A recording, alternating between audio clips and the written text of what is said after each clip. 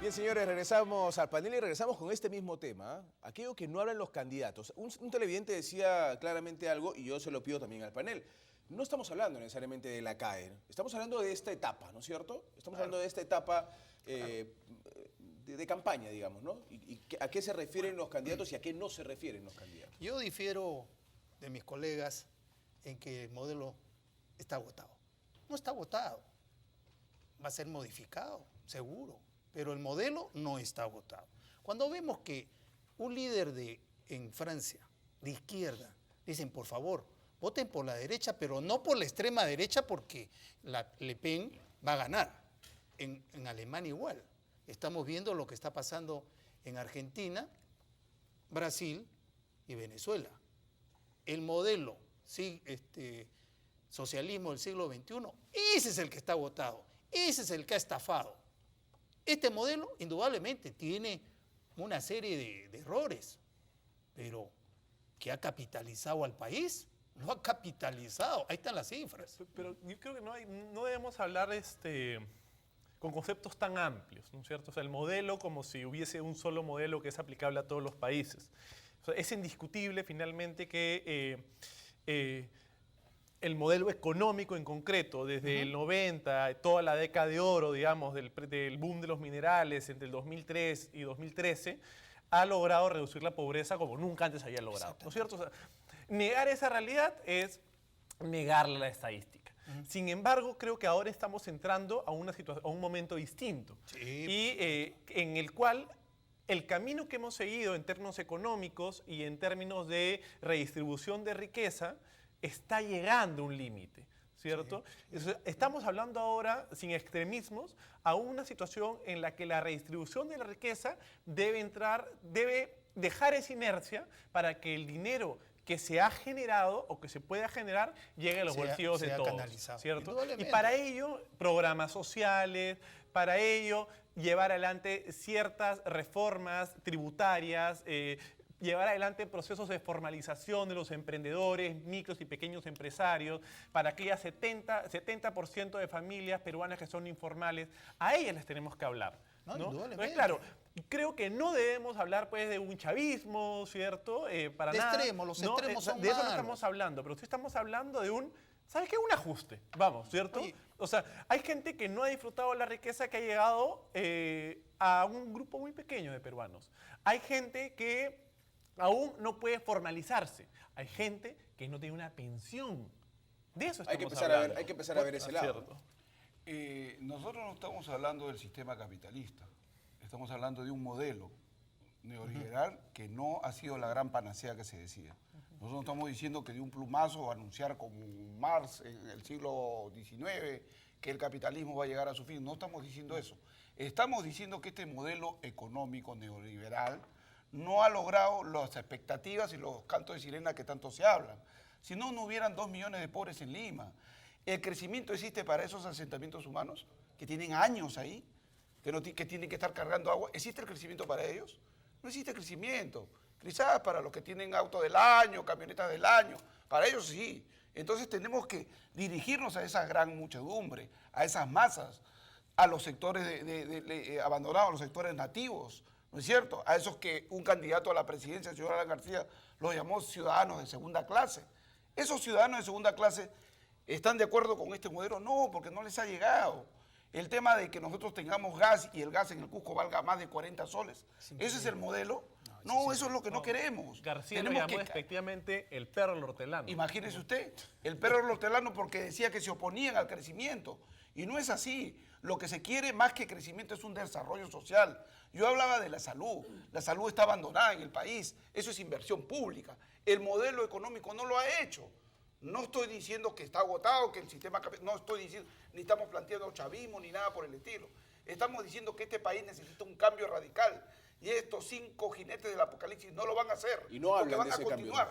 Van a continuar con esa línea. Tiene que salir una nueva alternativa, una nueva visión del país. Hay que transformar este país. No he dicho que vamos a implantar el socialismo, ni vamos a implantar el chavismo, ni nada de eso. Estamos diciendo que tampoco podemos anatemizar ni satanizar de que los sectores o las visiones distintas al neoliberalismo, hablemos de Ecuador.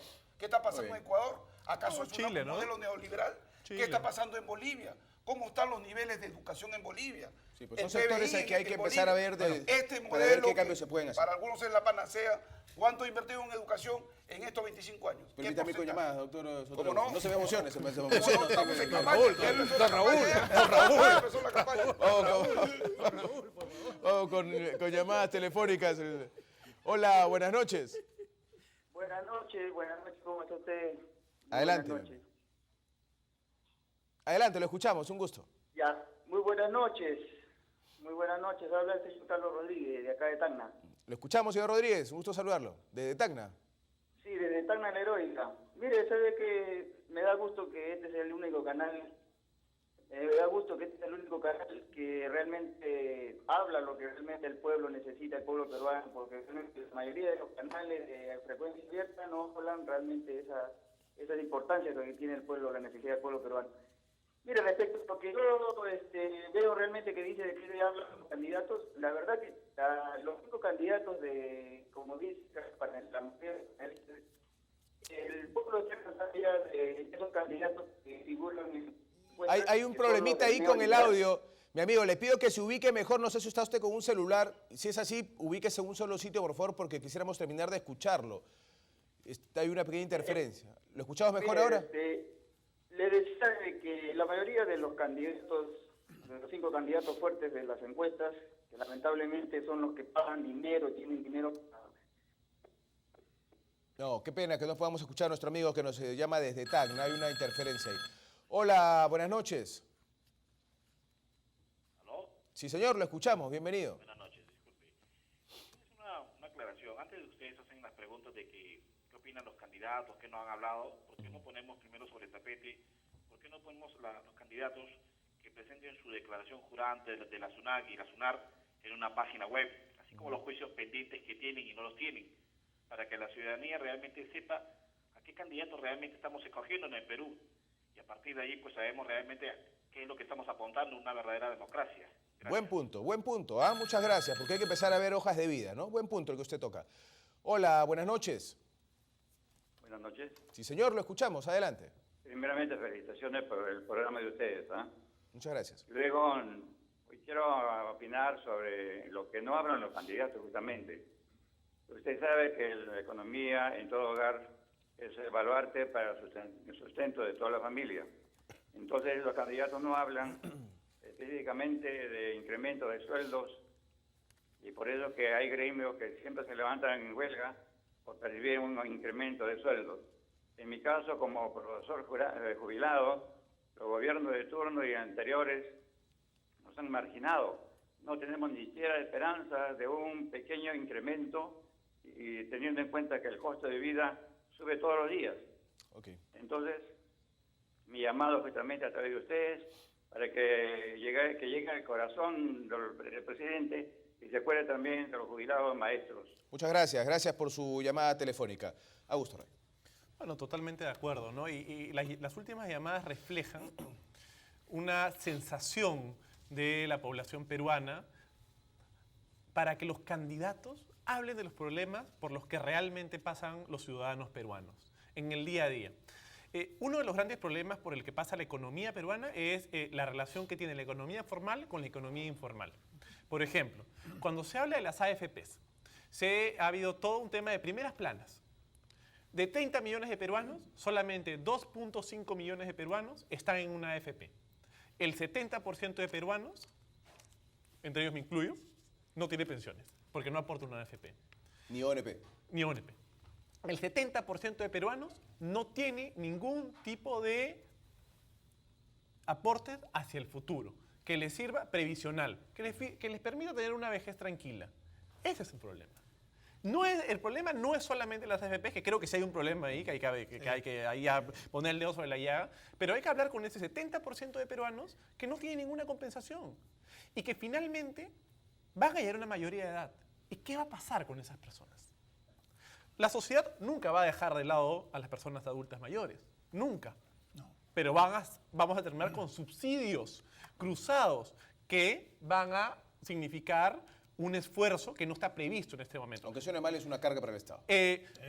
Yo no lo quiero plantear de esa forma, porque finalmente es una obligación del Estado asegurar una vejez digna de los adultos mayores. Sin embargo, el asunto es que están a la expectativa, porque si el Estado no le responde, las personas no van a tener cómo tener una vejez tranquila, digna. Ese es un problema, por ejemplo, del cual no se habla. Bueno, la población quiere más o menos Estado. La población quiere Estado, pero un Estado eficiente. Nunca había pensado que usted iba a decir eso. Pero no. ¡Qué maravilla! ¿Por qué, Augusto? Esa es la realidad. El que se va a un hospital público, ¿le interesa que sea privado o público? Quiere salud. Lo que no quiere, exactamente, quiere salud. Quiere salud, evitar saludito. esas colas o regresa dentro de 2 meses. Esa es la realidad. ¿Cuántos colegios hay que no tienen profesores? ¿Cuántos hospitales que no se les nombra a los médicos porque no hay partida? Esa es la realidad. Las municipalidades también tienen lo suyo. Entonces, el Estado tiene que ser fuerte, eficiente, al servicio de la sociedad. No que el Estado exprima a la población. Lo estamos viendo. Licencias para aquí, papeles por allá, todo cuesta. Sacaron el papel sellado, felizmente. Todo era papel sellado. ¿O no hemos vivido esa época? Entonces, hoy Sello día... sexto le llamaba, ¿no? Papel sello sexto. No, y había otro especial, ¿no? Estamos viendo, se me fue un poco la idea, asociaciones públicas privadas. ¿Por qué no se continúa? ¿Pecado? Obras por impuestos. Hay más de 20.000 millones de soles obras por impuestos y el Estado, por eso asegura, lo guapearon y bien guapeado en el CADE el señor Silloni, que es un caballero, un ingeniero de primer nivel. ¿Qué le dijo? Señores, ustedes tienen en Proinversión cualquier cantidad de proyectos y no suelta la plata. Bueno, Segura lo guapeó de vuelta después. ¿Eh? Sí, pues, pero quedó mal, pésimo quedó Segura. Doctor. Otro tema que Ese es el Estado que no queremos. mencionar, ¿no? Que no se le da el énfasis, no obstante que se le menciona, pero no el énfasis. Y aquí quiero felicitar, José, que aquí 3 días antes que el presidente Ollanta anuncie el estado de emergencia para el Callao, aquí lo tocamos. Incluso hubo un debate aquí y dijimos que no necesariamente tienen que salir las Fuerzas Armadas. Lo señalamos puntualmente. Exacto. Es decir, esta es una tribuna que está dictando una línea en el quehacer político, Pepe, porque así lo hemos dicho. Sin embargo, es preocupante lo que viene pasando a nivel de la Policía Nacional. Yo soy abogado también de muchos policías y me decían el día de hoy en la mañana, en Lima Norte habían 85 patrulleros inteligentes que forman parte del escuadrón de emergencia. Ayer han decidido eliminar la mitad y pasarlos a la comisaría. Es decir, que ahora en Lima Norte solamente existen 40 patrulleros inteligentes patrullando la ciudad, ¿En donde todo está el Lima crimen. Norte? Estamos hablando de Lima Norte porque estos policías serán de Lima Norte. Y esto es un escándalo. por Esto es un escándalo en plena situación Solución de emergencia parche. que vive el país de inseguridad. Otro segundo punto, y ese es el error del ministro Guadalupe, haber sacado esa norma en la cual prohíben a los policías, que al final el policía que está en un chifa cuidando a la familia peruana que vamos allá, porque está de franco, no tiene que usar el uniforme policial. Ni arma de reglamento. Pero ¿a quién está cuidando? No está cuidando a la familia peruana, no es parte de la seguridad. Y ya les han prohibido. Eso tiene que modificarse. ¿Por qué? Porque eso a quién contribuye. A la delincuencia. Cuando el delincuente ve un hombre de civil, lo puede matar. Cuando ve un policía uniformado, dice, acá No se estamos arriesga, con una no se situación. arriesga. Entonces, hasta es un tema psicológico. Es un error del gobierno y no contribuye para nada el tema de la seguridad ciudadana. ¿No es cierto? Hay que ver los bolsillos de los policías Claro. también que se ganaban algo con ese Claro, tema, no. ¿cierto? Y se ganaban algo y se está atacando a la policía. Sí, Ahora sí, permítame ir con llamadas, ¿Cómo no? doctor, por favor. Hola, buenas noches. ¿Aló? ¿Aló, señor Rocha? Sí, señor, adelante, lo escuchamos. Sí, con Omar de Florida. Adelante, Omar. Ya.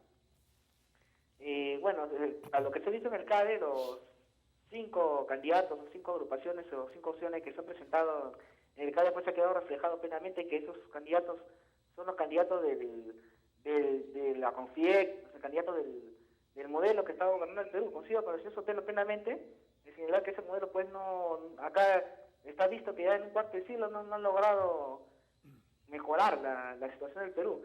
Yo diría más bien, ¿de qué no hablan los candidatos? Lo que yo comentaría es, ¿por qué no habla, por ejemplo, de la situación con Chile, del triángulo terrestre? O sea, ha hecho un mutis en toda la prensa sobre ese tema que es importante. ¿Qué va a pasar con la renovación de las Fuerzas Armadas? ¿No hablar? Ok, gracias por su comunicación. Una persona bastante joven por la voz. Hola, buenas noches. Buenas noches. Sí, señor, adelante, lo escuchamos. Mi nombre es Wilfredo, yo llamo de San Juan del Urigancho. Bienvenido, Wilfredo. Mi pedido es, fíjese, mira, ningún candidato dijo de que nosotros acá sufrimos un caos caótico en nuestro hospital San Juan de Urigancho, con más de 1,5 millones de habitantes. Ningún candidato, y ni siquiera ningún presidente, ni siquiera desde Alan García en su primer y segundo periodo, ni la señora Keiko Fujimori, ni Kuczynski, ni el señor Toledo. Nosotros, San Juan de Urigancho, estamos abandonados. Entonces yo hago una crítica a todos los candidatos. Ok, le agradezco. Esa corrupción total. Le agradezco bastante. Nosotros estuvimos con nuestras cámaras en San Juan del Urigancho viendo un hospital que supuestamente debería servir para uno de los sitios que tiene mayor cantidad de población. Sin embargo, lo dejaron en cascarón, se gastaron un dineral y no terminaron de hacer el hospital, lo dejaron a medias. Buenas noches. Buenas noches. Sí, señor, adelante. Sí, lo que quiero opinar es, ¿qué no hablan los candidatos? Mire, hermano, los candidatos no hablan de temas esenciales que realmente necesitamos los peruanos. En primer lugar, estos candidatos que han asistido a esta reunión de la misma política neoliberal, que ya son los conejillos, no hablan de un cambio profundo que se tiene que hacer. Primera cosa del cual no hablan y deberían hablar, cambio de constitución. Estamos con la constitución de la corrupción de 1995, ya sabemos quiénes han trabajado en ello. Su hija quiere asumir el poder con la única agenda para liberarlo, de sacarlo de pelea gorda. Otra cosa es que no hablan, hermano. No hablan de cómo van a combatir la corrupción, que es el problema mayor. Por corrupción tenemos sicariato, por corrupción tenemos una complicada ciudad que todos los días nos enteramos de muertes. Ok. No. Gracias, muy amable. Gracias por su participación como panelista de este programa. Una llamada más. Buenas noches. Buenas noches. Adelante, señor. Lo escuchamos. Quiero darle la razón a quien hace un instante de los panelistas hizo uso de la palabra, en el sentido de que a la policía no se le está respetando. Indudablemente la disposición que se ha dado para que a partir de enero no hagan ningún tipo de servicio utilizando el uniforme. Y también rompe la canasta policial. Lo que este gobierno está tratando de hacer es provocar a la policía para que el próximo año hagan una especie de huelga o se pare para que, en demanda de sus beneficios salariales, pero ¿cuál es el propósito de buscar provocar a la policía? ¿Cuál es el interés de la pareja presidencial de provocar a la policía, ¿no? ¿Y con qué fin? Que haya un desmadre, disculpen la expresión, un desmadre en Lima, y que dé motivo a que salga la Fuerza Armada y que dé oportunidad a que la pareja presidencial salga del país porque haya algún militar de su promoción que quiera tomar el poder y oiga, lo saque a ellos después. Muy bien, le agradezco por su comunicación. Augusto. Hoy un policía con un nuevo incremento a final de diciembre, recién egresado, va a comenzar a ganar, me parece que son 3.000 soles, ¿cierto? A partir de diciembre, con el nuevo incremento. Con el 24x24, con su franco, digamos, logra en el mejor de los casos duplicar ese salario, en el mejor de los casos, ¿cierto? ¿Un policía recién ingresante? En los francos, en muchos casos se logra hasta duplicar el salario, por supuesto. Bueno, 6.000 que sí. soles no anda mal, ¿no? Bueno, pues es que sabes que no se duerme, trabajan todos los días, Sí. ¿cierto? O sea, se lanzan 24 horas Tiene que ser un robot, ¿no? exacto, o sea, es una locura, trabajan 31 días seguidos, casi sin dormir. No, eso no puede ser nadie. Pues. Pero es que lo hacen, ¿cierto? Entonces, al policía, por respeto al policía, que es quien arriesga su vida por nosotros, si es que se le quita la posibilidad de hacer ese plus en su día libre, que es el día de franco, le estás reduciendo casi la mitad de su sueldo. Real. Esa es la realidad. A eso nos estamos enfrentando. Si es que no se compensa esa reducción real del salario, porque finalmente deja de percibir, estamos en un problema. El 24 para 24 se debe eliminar solo y solo si se logra incrementar el salario de manera que no sea necesario que el policía trabaje en su día libre y más bien pueda estar con su familia, pueda descansar y pueda estar de servicio 100% preparado, ¿no? Ahora, las cifras que ha dado de 3.000 soles... Es el último incremento a diciembre. En diciembre ya se... Con eso se estaría tratando de suplir un poco porque Me ganaba parece que mucho ha menos, subido, este dato inicial creo que era de 2.000 soles y 800 soles más que no eran pensionarios y ahora se va a 3.000 soles como base para recién egresado de policía a partir de diciembre. Y creo que tampoco es pensionario eso, ¿no? No, entonces ahí tenemos un problema porque en realidad un policía que además logra un porcentaje mucho más alto de su salario trabajando los días francos y le reduces ese día, lo metes en un problema, Sí, claro. ¿cierto? Lo metes en un problema. Finalmente no podemos, y yo no estoy nada de acuerdo en esta lógica de decir el policía corrupto, porque finalmente la policía es muy necesaria para la seguridad de las ciudades. Sin embargo, acá debo acotar solamente algo, para que un policía haga bien su trabajo, tiene que estar incentivado. ¿Cierto? O sea, con buenos espacios de trabajo, con un salario digno que le permita dormir tranquilo los días libres y no tener que trabajar, ¿cierto? Con certeza de que el Estado lo va a proteger, ¿no? Entonces, cuestiones como esas son fundamentales para tener una ciudad más segura. Debe tener algunos privilegios. Además, bueno, privilegios yo no llamaría privilegios, sino los derechos de una persona que asegura el resguardo de nuestras ciudades. Y por supuesto, la reforma del Poder Judicial, que sin eso estamos fregados. No, el problema yo lo veo no solamente es de seguridad, educación, lo que reclama la gente y salud, ¿no? Un policía que ya tiene un presupuesto, le recortan el franco, ¿qué le va a decir a su mujer y a sus hijos? ¿Ah? Cholita, te pelaste, me cortaron y no sé qué voy a hacer. No pues, tampoco. No piden desayuno. No pidan desayuno, cortamos una comida. Desayuno, comida o lonche, y ya no hay comida. No pues, así no se trabaja. Vean ustedes las comisarías. ¿En qué sistema? ¿Cómo vive esa gente? Ni colchones, servicios higiénicos son una aberración en el siglo XXI. No están conectados, ni siquiera telefónicamente. ¿Qué decir de computadoras? Entonces, por favor, capacitación. ¿Qué capacitación le dan a los policías? ¿Cuántas veces disparan al mes? ¿Qué cursos? Con sus balas. Con su bala. ¿Qué curso se le da para levantarles el nivel de vida? No. Ese es el Estado que no queremos. Okay. Queremos un Estado fuerte, pero que sirva a toda la sociedad. Doctor. Piedra angular de la seguridad ciudadana es la Policía Nacional. Sin Policía Nacional no podemos hablar de seguridad ciudadana. No podemos dinamitar la Policía Nacional, no podemos afectar a la Policía Nacional, debemos fortalecer a la Policía Nacional, debemos darle lo que le corresponde a los miembros de la Policía Nacional. Y con esta medida que ha hecho el ministro de Interior, totalmente equivocada, errónea, no solamente se afecta a la policía, como hemos señalado, se afecta a la ciudadanía, a la población peruana. Que en la puerta del canal, en sus horas francas, esté un policía con uniforme, da seguridad. Un hombre de civil no inspira mayor respeto, esa es la realidad psicológica. Entonces, cuando algunos se rasgan las vestiduras, no, que el uniforme de la policía no debe ser utilizado para las horas francas, ¿de qué estamos hablando? Tiene que priorizarse el tema de la seguridad. La seguridad ciudadana debe ser una lucha de todos contra la delincuencia, es la única manera.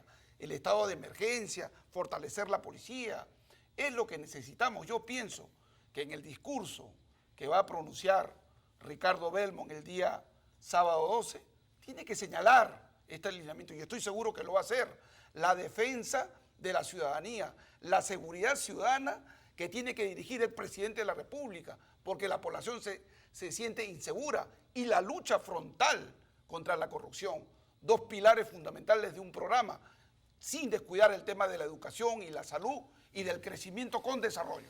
Muy bien. Señores, muchas gracias por haber estado con nosotros en el programa, con este tema tan importante de aquello que no hablan los candidatos. Yarina está lista ya con las noticias y nos recordaba el doctor Sotelo, faltan 2 días para lo que será este mitin de la Hermandad en Los Olivos frente a la Municipalidad de Los Olivos, a partir de las 4 de la tarde, porque va a haber todo un show para la familia también.